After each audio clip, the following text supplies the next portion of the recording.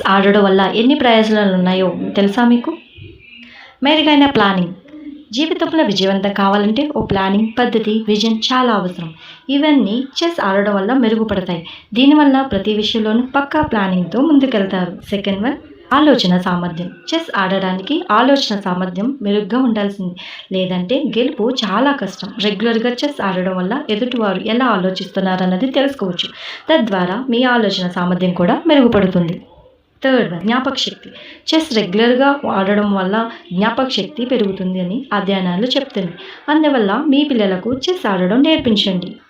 Productivity. Chess ఆడడం వల్ల productivity పెరుగుతుంది. దీనివల్ల మీరు ఎలాంటి పని చేసినా అందులో విజయవంతం కాగలుగుతారు. సృజనాత్మక. చెస్ ఆడడం వల్ల సృజనాత్మకత పెరుగుతుంది. ప్రతి విషయంలోనూ క్రియేటివ్గా ఆలోచించగలుగుతారు. దీనివల్ల ఫలితం మెరుగ్గా ఉంటుంది. మానసిక ఆరోగ్యం. చెస్ ఒక గేమ్ మాత్రమే కాదు, ఇది మీ మానసిక ఆరోగ్యాన్ని మెరుగుపరిచే థెరపీలాగా పనిచేస్తుంది. దీనివల్ల మానసికంగా దృఢంగా మారుతారు. మతిమరుపు దూరం.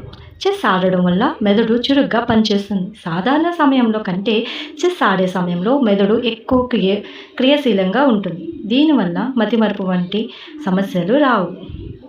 ఏకాగ్రత. చెస్ ఆడడం వల్ల ఏకాగ్రత పెరుగుతుంది. ఎందుకంటే చెస్ ఆడేటప్పుడు ఎంతో ఏకాగ్రత అవసరం. దీనివల్ల ప్రతి విషయంలోనూ ఏకాగ్రతతో పనిచేయగలుగుతారు. ఆత్మవిశ్వాసం.